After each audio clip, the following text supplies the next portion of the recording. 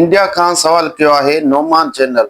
वो तो कहता है ऐसे आदमी के बारे में क्या हुक्म है, वो रोजा रखे या अफ्तार करे कि जब भी सोता है नींद में दांतों से खून निकलता ही है। कई सालों से उसका इलाज व मालिश किया लेकिन कोई फर्क नहीं पड़ा। अब ऐसा आदमी क्या करे। बिस्मिल्लाहिर्रहमानिर्रहीम।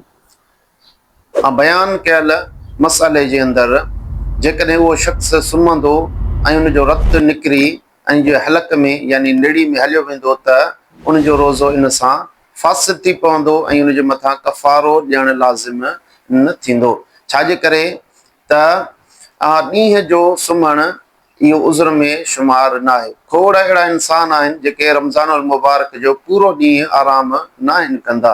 अहिड़े तरीक़े सां ही बि सम्झे थो त मां सुम्हंदुसि, मुंहिंजे वात मां रत निकिरी निड़ी में हलियो वेंदो, त इन जे करे इन जे लाइ हुकुम इहो आहे त रमज़ानुल मुबारक जो पूरो ॾींहुं आराम न करे। जेकॾहिं कंदो रत निकिरी इन जे वात में वियो त रोज़ो टुटी पवंदसि। जीअं फतहुल क़दीर जे अंदरि आहे त हुक्म नाए में इदा सुब फी हल्किही मा युफ्तिरो हुक्मुल मुकरही फयुफ्तिरो। पाण फरमाइनि था त जेको सुतल आहे उहो मुकरह माण्हू जे हुक्म में आहे। जेकॾहिं आराम जे दौरान अहिड़ी का शइ उन जे वात में हली वई आहे जेका रोज़े खे टोड़े छॾींदी आहे त उन सुतल माण्हू जो बि रोज़ो टुटी पवंदो।